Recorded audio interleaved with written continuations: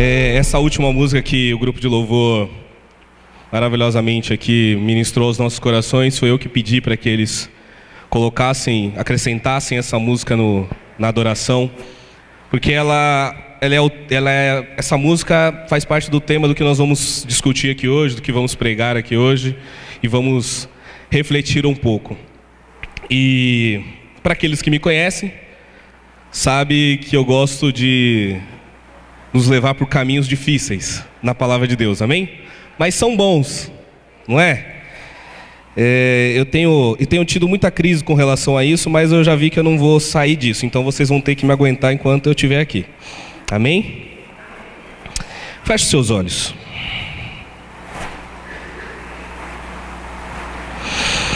Senhor Jesus, eu te agradeço por essa oportunidade que nós temos de ministrar a palavra, de glorificar o teu nome, de adorar o Senhor.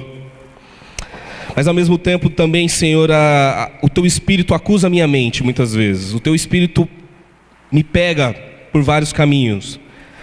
Sobretudo quando eu estou falando que eu quero que o Senhor traga um avivamento poderoso. Quando eu quero que o Senhor tome o controle de todas as coisas, quando eu gosto de cantar e dizer que o Senhor tem autoridade sobre a minha vida e sobre tudo que eu faço. E por muitas vezes o teu Espírito Santo ministra ao meu coração e diz: não é bem assim. Quantas e quantas vezes vocês me colocam numa caixinha fechada e só abrem na hora que querem as bênçãos, só abrem na hora do milagre, só abrem na hora que querem serem tocados, visitados, emocionados.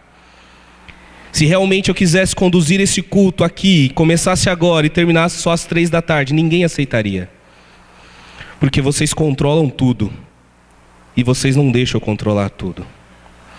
Quantas vezes o Espírito Santo, o Senhor trabalha na minha mente, no meu coração, dizendo que eu quero que vocês vão mais, que vocês se entreguem mais, que vocês se deem mais, que vocês busquem mais.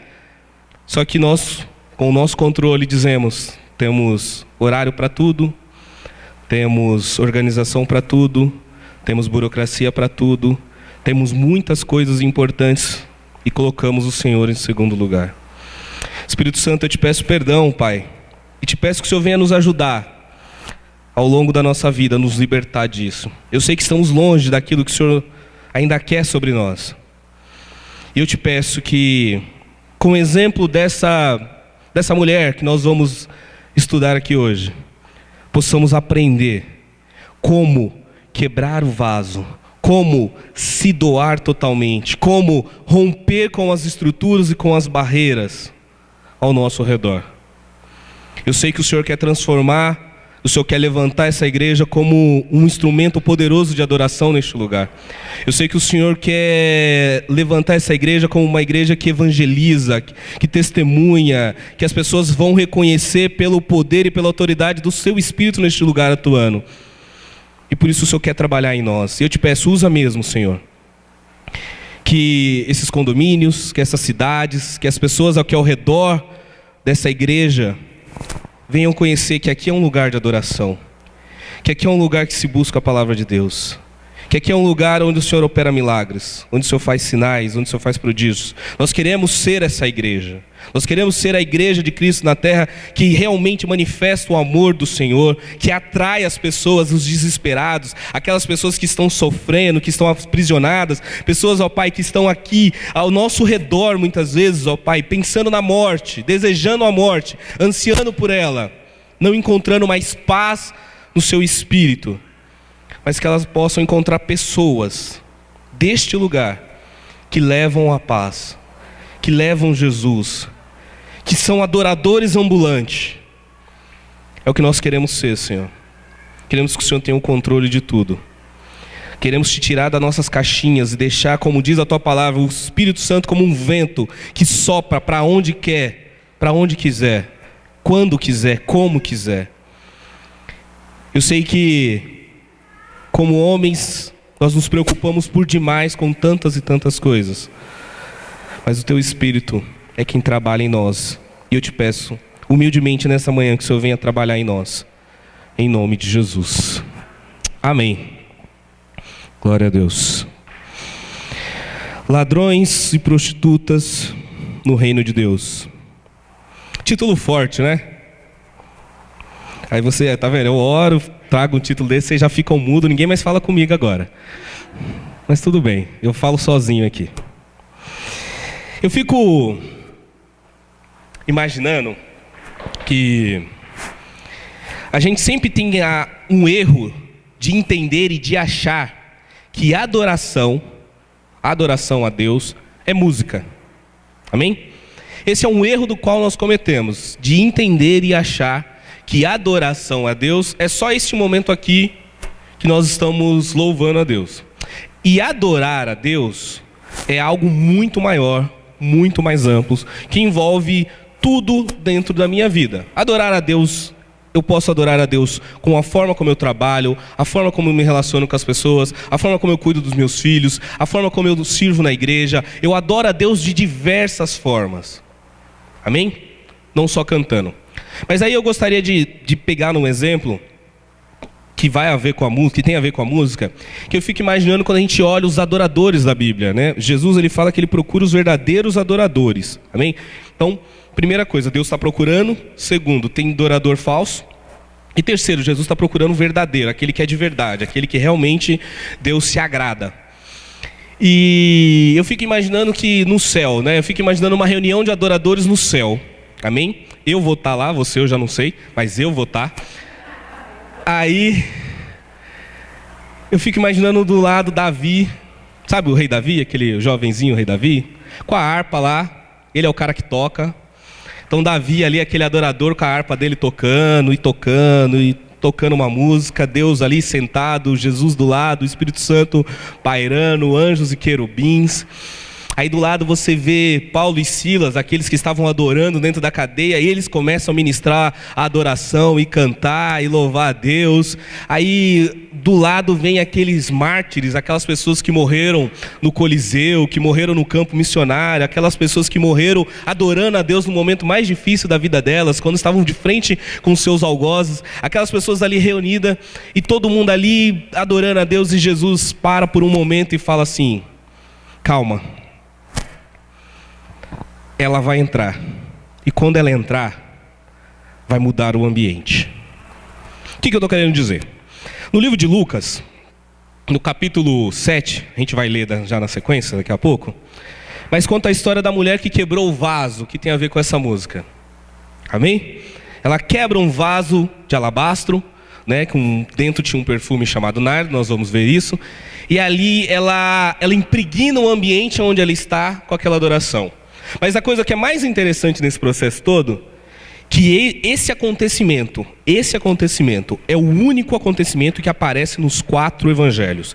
Nenhum outro, nada que Jesus tenha feito ou tenha vivenciado, aparece repetidamente nos 4 evangelhos. Jesus multiplicou o pão, aparece em 3, Jesus cura fulano, aparece em 2 evangelhos. Mas essa mulher, o que essa mulher fez foi algo tão grande, tão extraordinário, mas que passa tão desapercebido aos nossos olhos, que Jesus, quando viu aquilo, ele falou assim: aonde o evangelho do reino for pregado, tem que falar o que essa mulher fez. Anuncie o que essa mulher fez. Jesus não falou assim: olha, aonde o evangelho do reino for pregado, fala que eu multipliquei o pão. Aonde o evangelho do reino for pregado, fala que eu ressuscitei a filha de Jairo. Aonde o evangelho for pregado, fala que eu curei o centurião romano. Não, Jesus fala: aonde o evangelho for pregado, além de falar da cruz e da salvação, falem o que essa mulher fez. Isso me dá a entender, porque se os 4 evangelhos falam dela, e o próprio Jesus falam do que essa mulher fez, eu entendo que isso tenha sido algo extremamente importante para Jesus. E se é importante para Jesus, tem que ser importante para mim, tem que ser importante para você. Amém?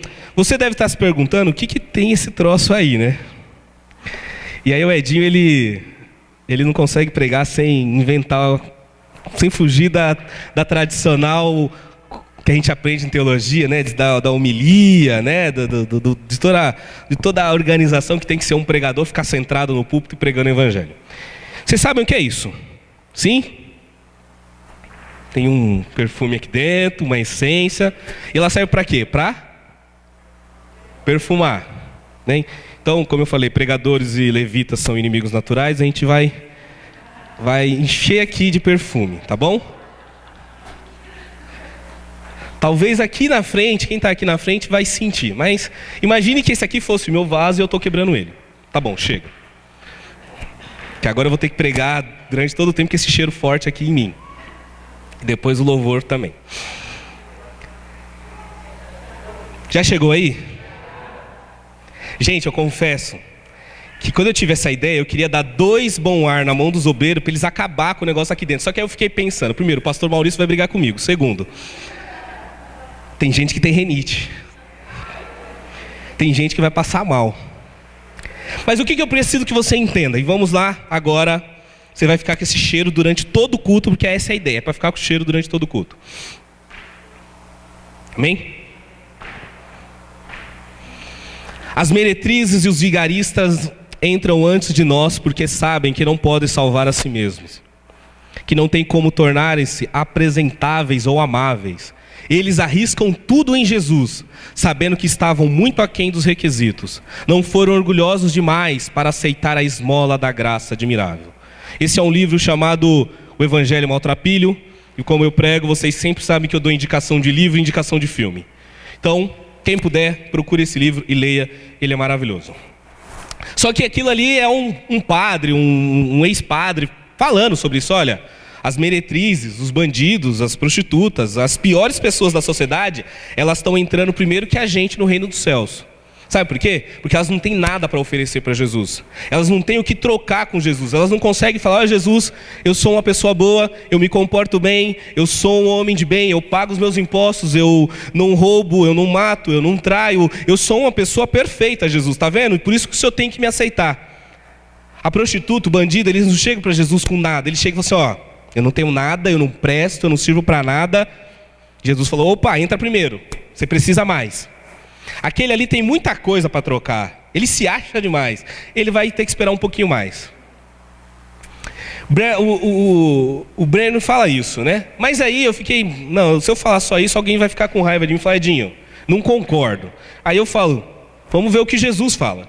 Digo-lhes a verdade, os publicanos, ou seja, aquele judeu que trai o próprio povo, cobrando um valor indevido de imposto para além, e rouba dos seus irmãos, Jesus está dizendo, os publicanos e as prostitutas então estão entrando antes de vocês no reino de Deus. Amém?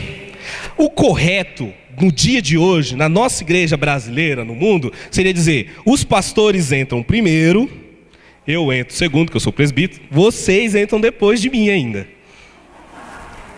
Amém? Não é assim o correto? Não é a lógica humana? Os pastores entram primeiro, depois o presbítero, depois os diáconos. Os diáconos, vou dar uma moral para os diáconos. Os diáconos depois, amém. Aí depois, vamos ver, o louvor vou deixar o louvor entrar. E a gente vai colocando os ministérios, aí no final entra você. Tá bom? E a prostituta e o bandido, aí a gente pensa se um dia a gente vai deixar eles entrar. Essa seria a nossa organização e a lógica que a gente usaria. Jesus vem e fala: então, comigo as prostitutas e os bandidos e os publicanos e os ladrões estão entrando primeiro, tá? Só para vocês ficarem cientes. Convidado por um dos fariseus para jantar, Jesus foi à casa dele e reclinou-se à mesa. A minha última lição de casa para vocês foi o quê?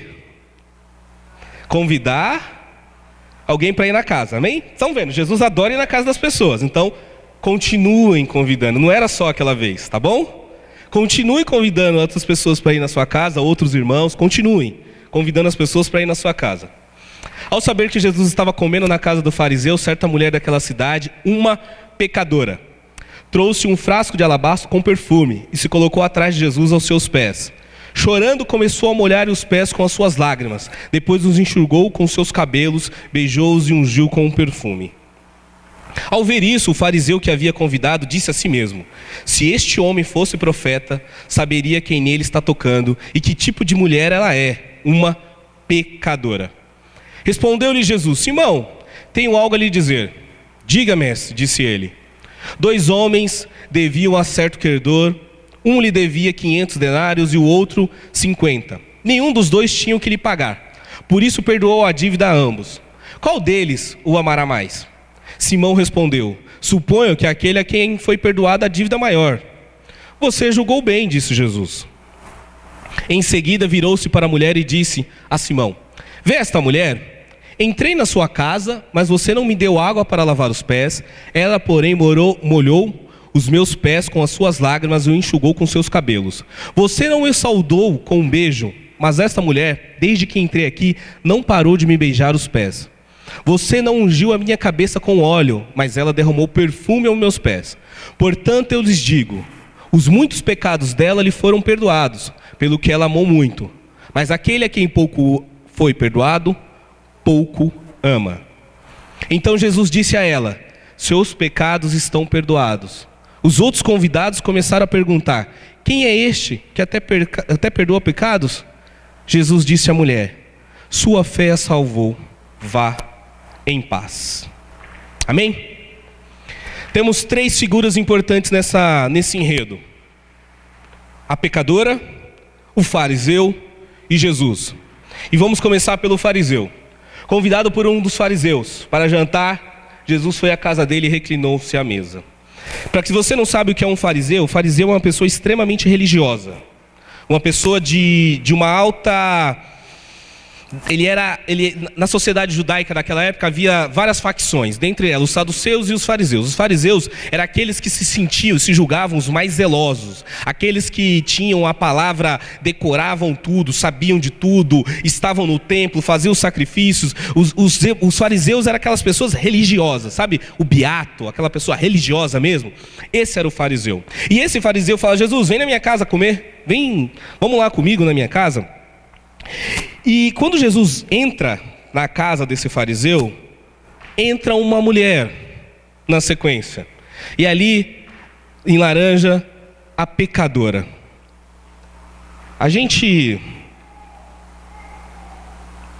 Essa é a imagem. Jesus, ali, de branco, com um manto vermelho.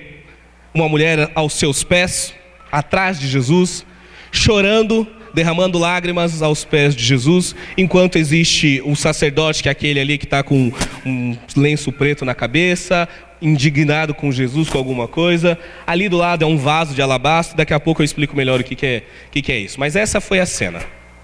Ao saber que Jesus estava comendo na casa do fariseu, certa mulher daquela cidade, uma pecadora, trouxe um frasco de alabastro de perfume e quebrou aos pés de Jesus.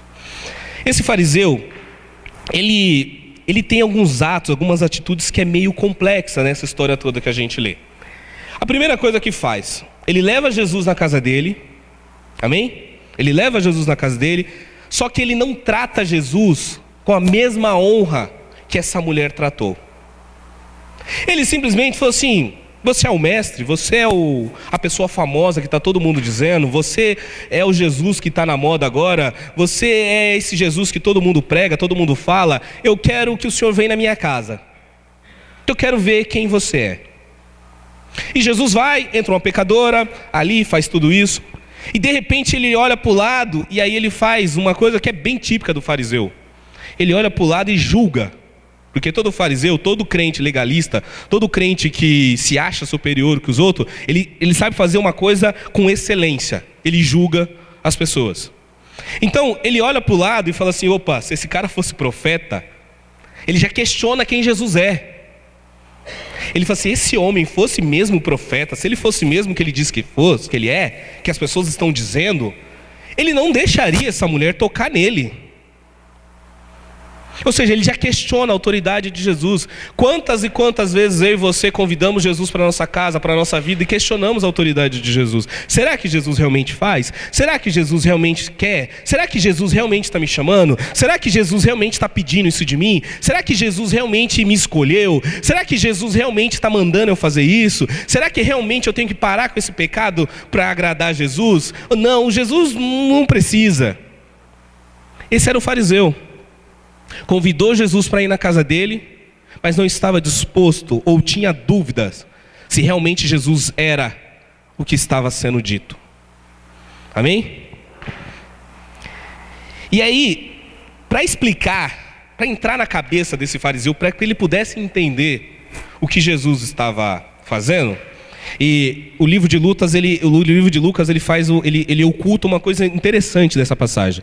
No livro de Mateus, de Marcos e João, eles deixam bem claro que esse vaso de alabastro que ela derramou custava 300 denários.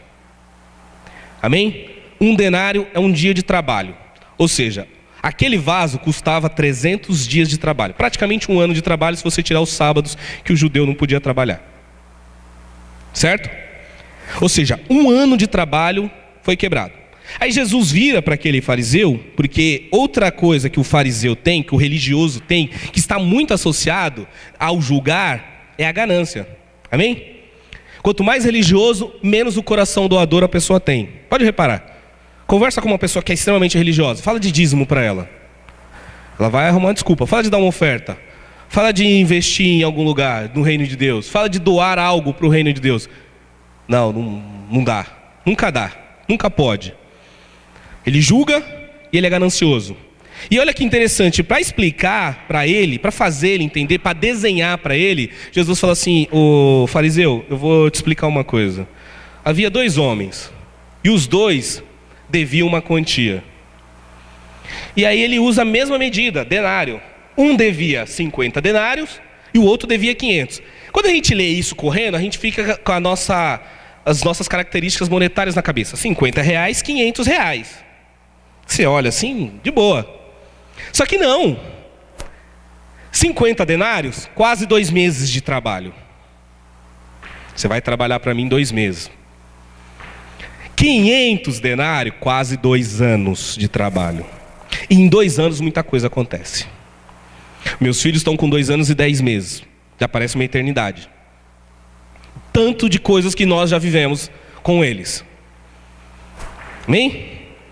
Em 2 anos, se fizer dieta e treinar, eu emagreço muito. Uma evolução de um atleta em 2 anos, ele consegue sair de um estágio muito. Em 2 anos, tem gente que casa, separa e casa de novo. Em 2 anos. Em 2 anos, você monta uma empresa e fale ela.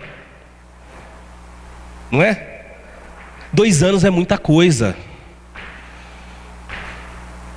Jesus olha para aquele ganancioso e fala assim: você só entende por dinheiro, você só sabe coisas palpáveis que estão... Eu quero mostrar para você, é 2 anos de trabalho ou 2 meses de trabalho? Ele olhou, opa, peraí, quem é que recebeu mais amor aqui? Foi o cara que ficou 2 anos perdoado? É óbvio, não tem nem comparação, não tem nem discussão com isso. Aí Jesus falou: então, a prostituta é essa pessoa que está devendo 2 anos para mim. Você só deve 50 porque você acha que não deve. E é por isso que ela amou mais. Esse é o fariseu. Ele não consegue enxergar o que está diante dos seus olhos, a situação que está se desenrolando na frente dos seus olhos. E aí Jesus precisa trabalhar com ele nessas etapas. O fariseu, além de ser religioso, legalista, julgador, ganancioso, ele gosta de viver de aparência. Amém? Então eu acredito muito que quando ele leva Jesus na casa dele, é um sinal para mostrar para a sociedade: olha, o mestre está na minha casa. O mestre veio comer na minha casa. Está comigo. E ali eu acho que a imagem dele, a reputação dele foi colocada à prova. Quando uma pecadora toca nele, ele deve ter pensado: o que eu fiz trazendo esse cara na minha casa?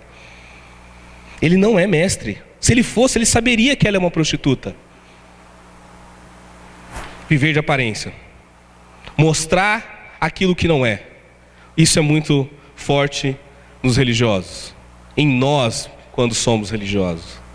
Queremos demonstrar para as pessoas que somos crentes, que somos fortes, que somos mais espirituais, que somos mais firmes, que não temos fraqueza, que não temos falhas, que não cometemos erros.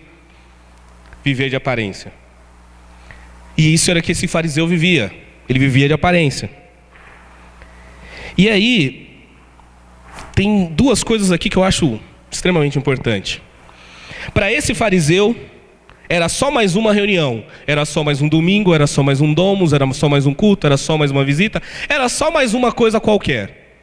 Era só mais uma coisa que está dentro daquela caixinha da minha oração aqui dentro. Jesus dentro da nossa caixinha. Ele queria controlar Jesus dentro dos limites dele, dentro da casa dele. Ou seja, era só mais um culto. Para aquela mulher, não. Para aquela mulher era um encontro com o seu Salvador, com o seu Rei, com o seu Libertador, com aquele que ia transformar a vida dela. Quem faz o culto, quem faz o ambiente, quem vai fazer a diferença é o teu coração entregue para Deus. Não adianta. Não adianta. Às vezes a gente fica procurando, né, as religiões, quando você vai ver na ciência das religiões, você tem que ser um lugar sagrado, né? Você tem que ir em tal lugar. Os evangélicos hoje, a moda é ser batizado de novo no Rio Jordão, lá em Israel, fazer caravana e ir para lá e ser batizado de novo. Você tem que ir num lugar sagrado, e aqui Jesus está dizendo, não, o lugar sagrado é onde eu estou. E é a forma como você me adora neste lugar, para ele se tornar sagrado. Amém? A cadeia se tornou um lugar sagrado para Paulo e Silas, não foi? Eles adoraram a Deus e ali as portas quebraram, as correntes quebraram, tudo tremeu e se tornou um lugar sagrado.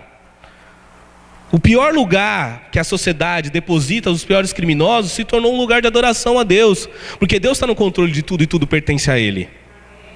Só que para esse fariseu era só mais uma reunião, era só mais um jantar, era só mais uma visita, era só mais uma conveniência. E aí o que para mim é o mais grave, na casa dele, dentro da casa dele, quem adora é quem vem de fora. Amém? E eu tenho que falar para mim todos os dias que na minha casa o sacerdote sou eu, o adorador lá sou eu, quem vai buscar a presença mais que todo mundo naquele lugar sou eu. Eu preciso falar isso para mim todos os dias.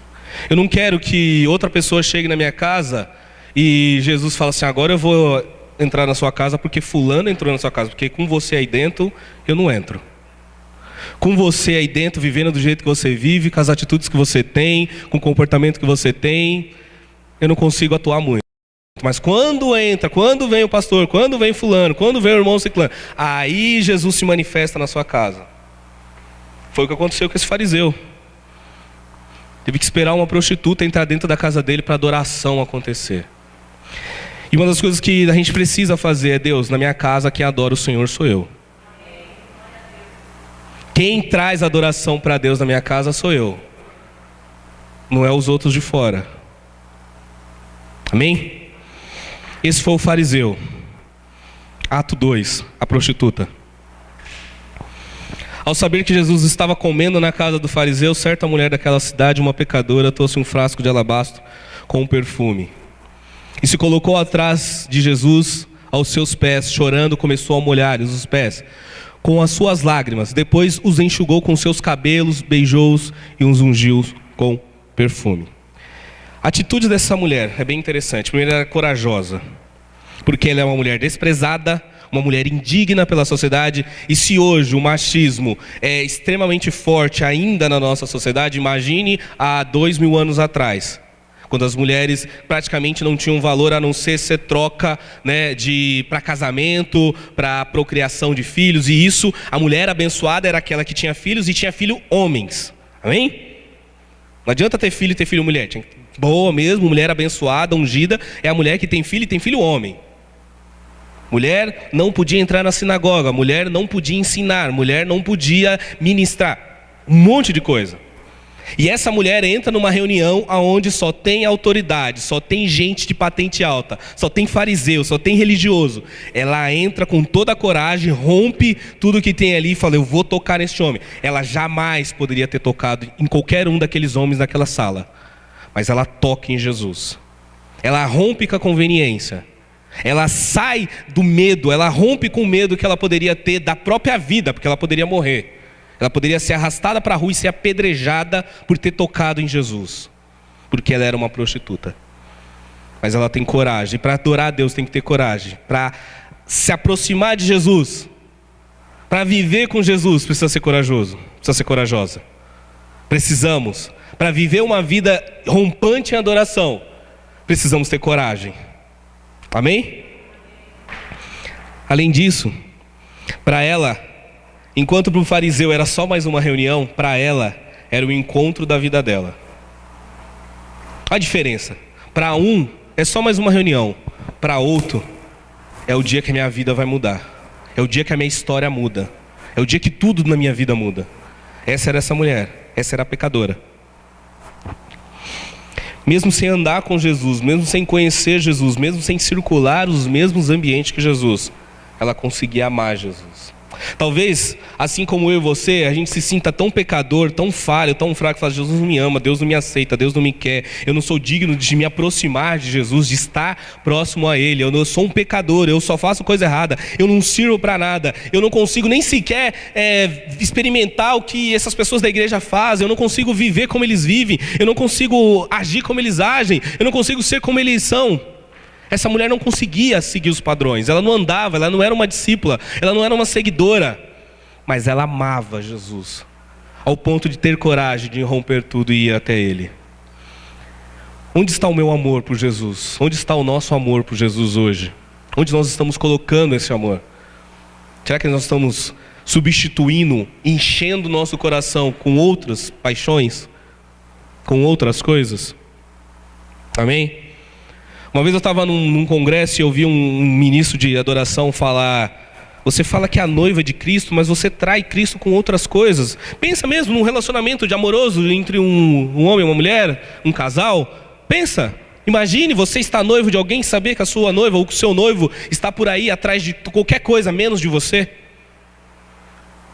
E a gente somos a noiva de Cristo. E aí começa um processo muito interessante. Tem um livro, que eu não devia ter colocado aí, que chama Caçadores de Deus. A primeira vez que eu li esse livro, de um autor chamado Tim Keller, esse mesmo, Caçadores de Deus. E a primeira vez que eu li esse livro, eu fiquei impactado com uma coisa. Ele faz uma descrição deste encontro dessa mulher. Amém? E ele fala duas coisas. Existem dois tipos de pessoas, dois tipos de crentes, dois tipos de religiosos. Existe aquele que sabe aonde Deus passou, que ele sabe onde estão os rastros, as pegadas de Deus. Deus passou aqui tal dia, Deus fez isso. Ele sabe dizer tudo que Deus fez, sabe contar todas as histórias, contar as histórias dos testemunhos de outras pessoas. Ele fala tudo que os outros viveram. E tem um grupo de pessoa que está onde Deus está. E essa pessoa fala o que Deus está fazendo agora, nesse exato momento. E aí ele fala: que tipo de adorador você quer ser? Aquele que só conta o que Deus fez?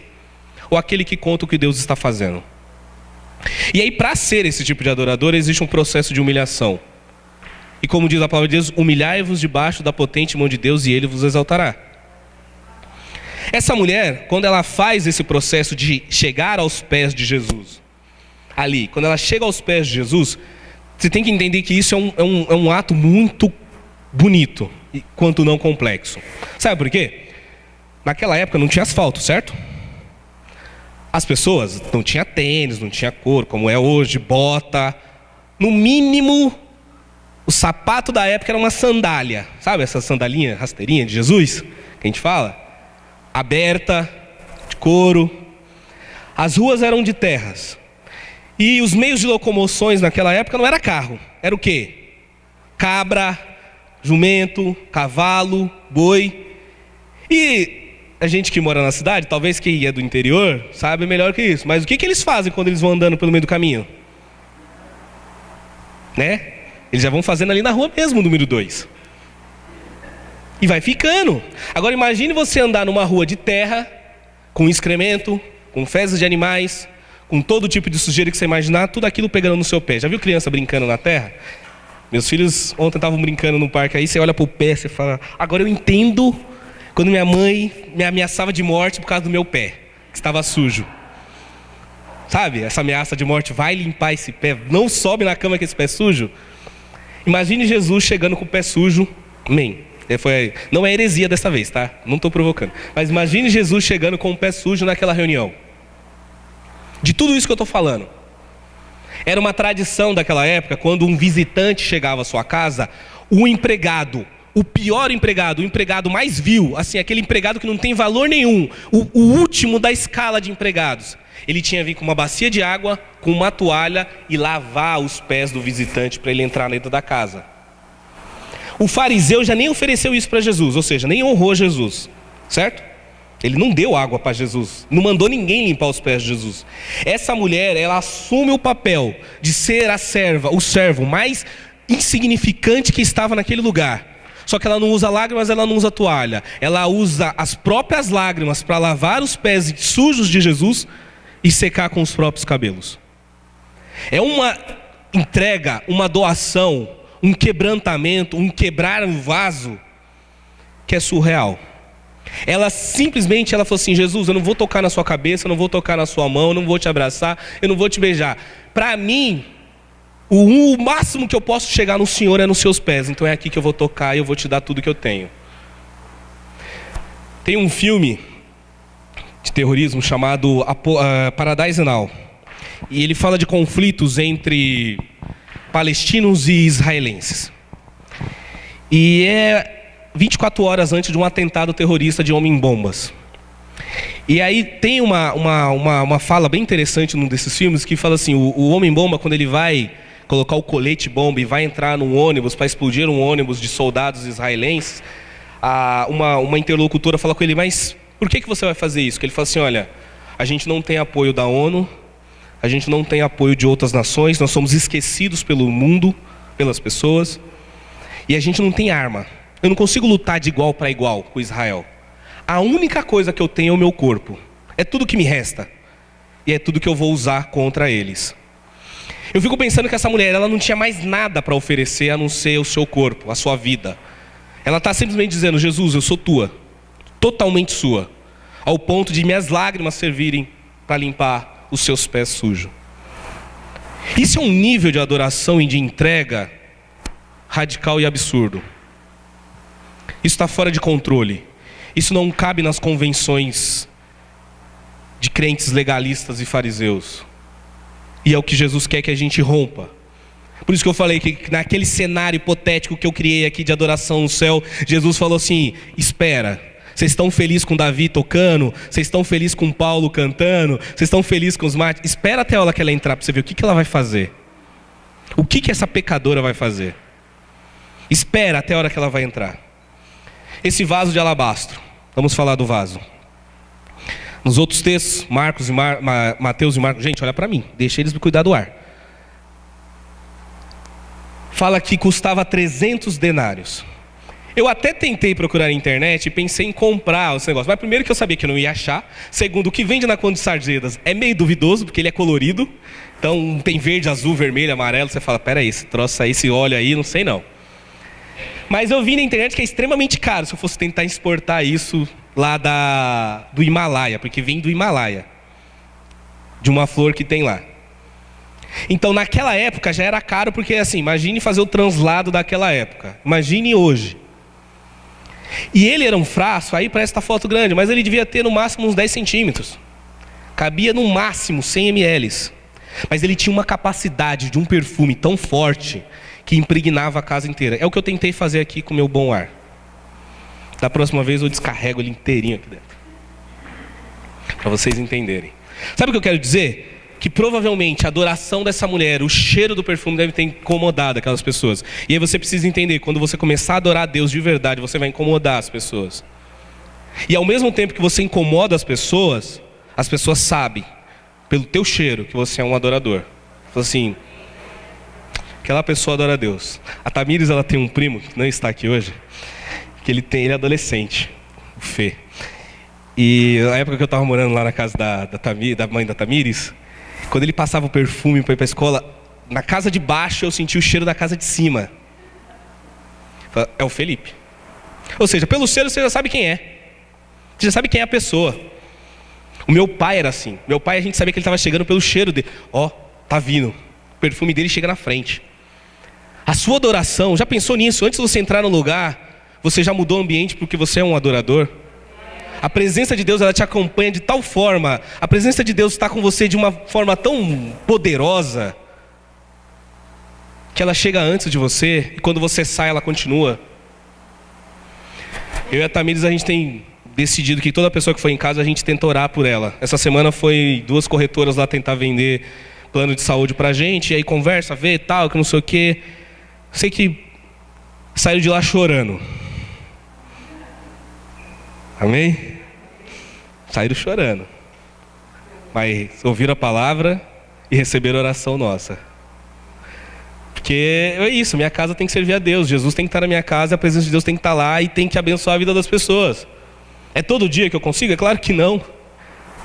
Tem dia que eu quero ficar no Netflix assistindo filme sério o dia inteiro, é difícil, mas essa mulher falou, não, peraí, eu não vou ser que nem esse fariseu, eu vou entregar tudo que eu tenho e vou me romper naquele lugar. Esse pequeno vaso, eu fico imaginando por que ele tem que ser quebrado. Porque se você tentar tampar, a essência dele sai. Então ele tem que ser selado. E toda vez que você for abrir ele tem que ser aberto para ser usado uma única vez. Então tem que ser uma ocasião extremamente importante para se usar o vaso de alabastro. Dentro dele tem um perfume chamado nardo. E aí essa mulher, eu fiquei pensando, mas por que ela não foi derramando aos pouquinhos, né? E aí Jesus me disse no meu coração, se ela for derramando aos pouquinhos, com certeza ia se levantar alguém e falar, não precisa.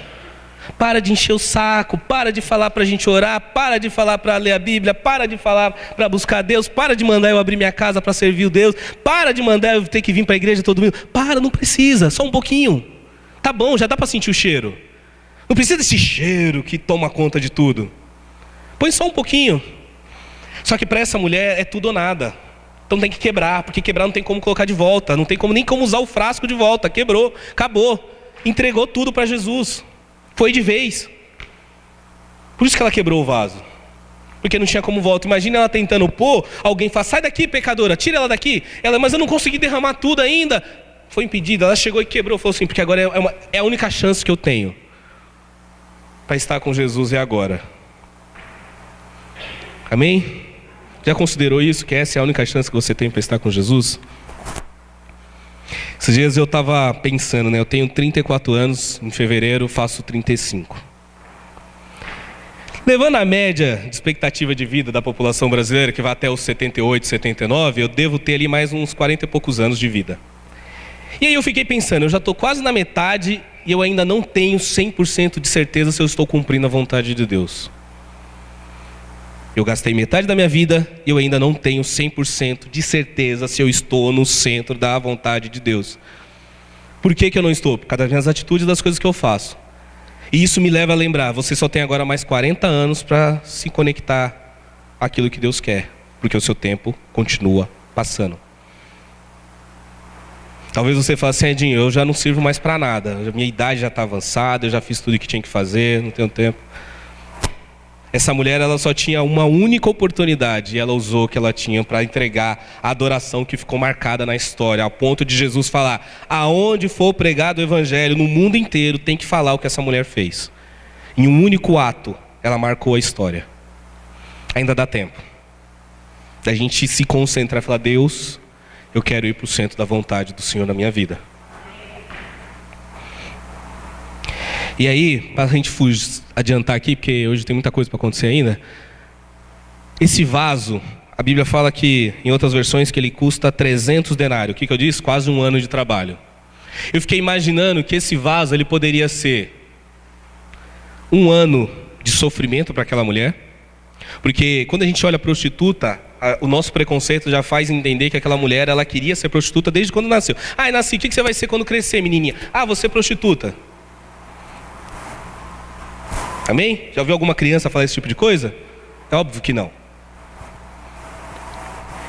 E naquela sociedade, muitas vezes, quando o marido morria e ela não tinha os parentes próximos, e ela tinha que fazer duas coisas, mendigar ou se prostituir.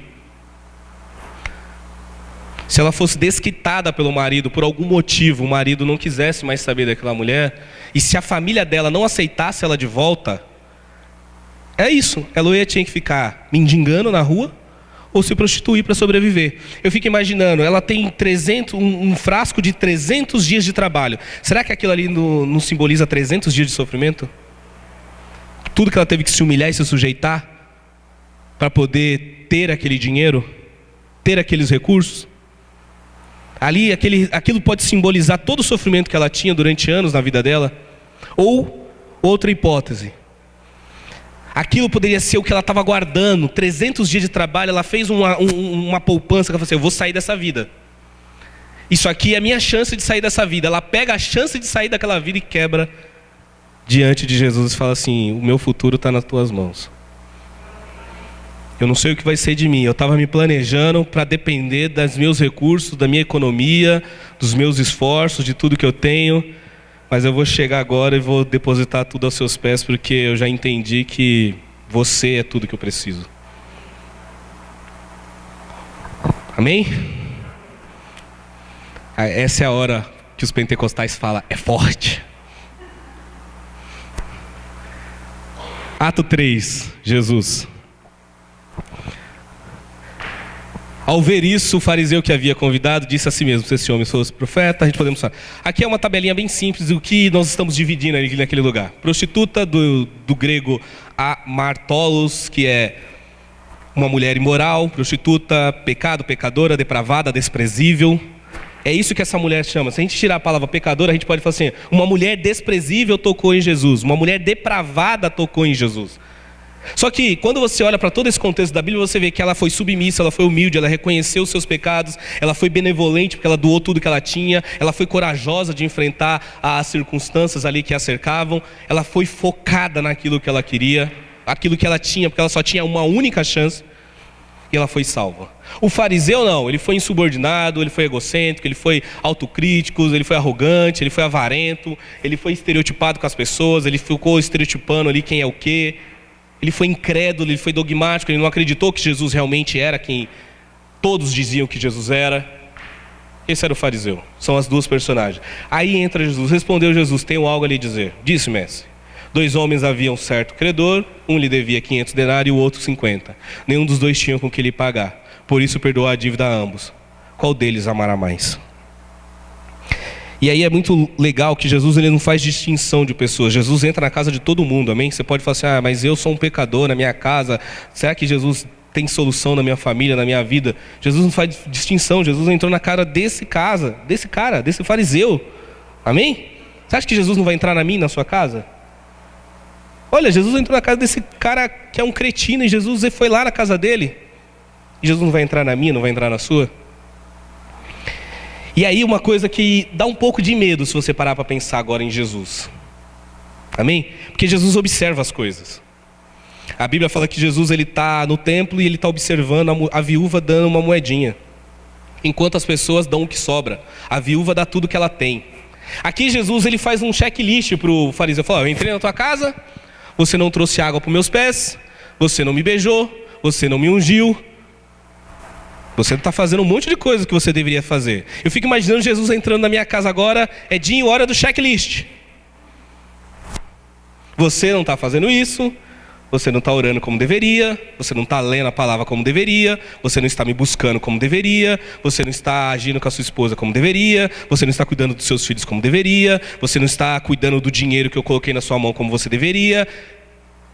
Jesus observa as coisas. Amém? Jesus entra na minha casa, na tua casa, para observar o que nós estamos fazendo. Fala, glória a Deus, irmão. E ele compara ali, como eu falei, os anos de trabalho. Jesus não rejeita nenhum adorador. Não importa qual a sua situação hoje. Jesus ele poderia ter falado para o pecador, olha, vamos ali em outro lugar, lá no templo, e lá eu deixo você me tocar. Aqui não, porque eles podem se incomodar. Jesus está pouco se lixando para o que os fariseus querem ou deixam de fazer. Ele quer salvar mais uma vida. Amém? Jesus não estava ali para discutir teologia, Jesus não estava ali para discutir tratados, Jesus não estava ali para discutir religião, Jesus não estava ali para discutir conveniência, Jesus estava ali porque ele sabia que em algum momento aquela mulher ia entrar e ela precisava ser salva. Amém? Por que somos igreja? Para salvar vidas. Por que somos cristãos? Para testemunhar o que Jesus fez ao nos salvar. E porque Ele quer salvar outra pessoa, seja ela alguém da sua família, um parente, alguém que você ama, ou um total desconhecido, alguém desprezível pela sociedade. É por isso que Jesus nos chama para andar com Ele, para salvar vidas. E ali Ele transforma a nomenclatura de pecadora, de prostituta, de desprezível, em uma mulher salva, uma mulher perdoada. Amém? Hoje Jesus tem poder para fazer isso na minha vida, transformar, como o apóstolo Paulo, um assassino, um ganhador de almas. Transformar Moisés de um assassino, no libertador de Israel. Amém? Transformar Jacó num ladrão, num enganador, num estelionatário, num pilantra. num príncipe de Israel, numa pecadora, numa perdoada. Chamar pescadores de homens incautos, sem conhecimento, sem sabedoria, sem recursos, e vocês agora vão ser pescadores de almas. Vocês vão ganhar vidas, vocês vão trazer pessoas para o meu reino. Jesus transforma vidas, assim como Jesus quer transformar a minha e a tua vida. Amém?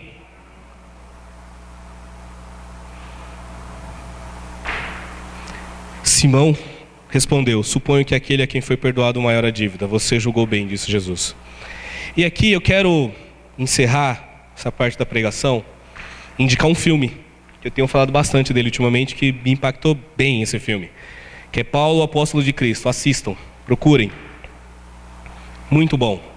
E tem uma frase, um diálogo no final que eu gostei muito, que é quando Lucas, ele teve que ver os seus irmãos, os cristãos, entrando no Coliseu para serem mortos pelos leões, pelo fogo, ser crucificado, toda aquela destruição que acontecia naquela época. Você vai estudar qualquer coisa sobre os mártires cristãos, você vai ver como era terrível a vida daqueles que criam em Jesus.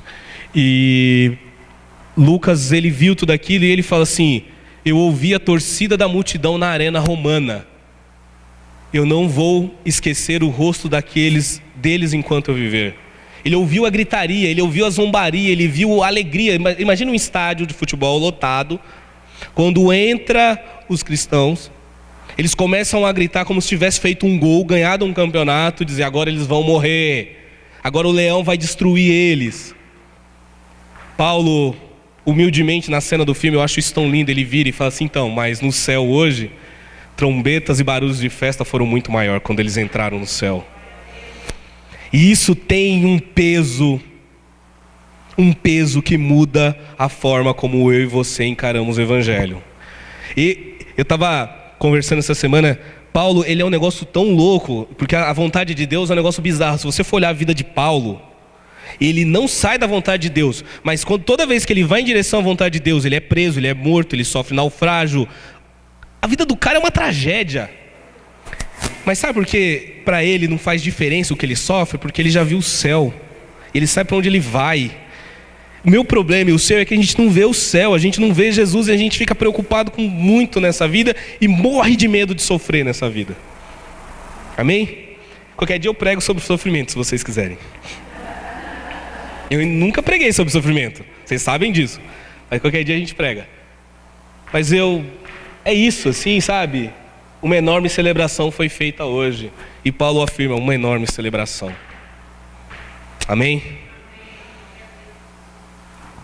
Tem gente que vive fora desse plano. Essa mulher vivia fora desse plano. Ela sabia quem Jesus era. Ela falou: não dá, Jesus vive fora deste plano. Essa é uma cena, um desenho, enquanto ele se reunia com as suas famílias para serem atacados ou serem crucificados e colocarem fogo neles, para todo mundo gritar e celebrar. Ladrões e prostitutas no reino de Deus entram primeiro. Ah, Edinho, então eu tenho que ser o mais desprezível, o mais pecador possível para Deus me amar? Claro que não. Não é isso que nós estamos falando. Mas eu não posso ser um fariseu. Eu tenho que ter atitudes dessa mulher, adorar a Deus como essa mulher, buscar a Deus como essa mulher, mas eu não posso agir como um fariseu. Essa tem que ser minha luta diariamente.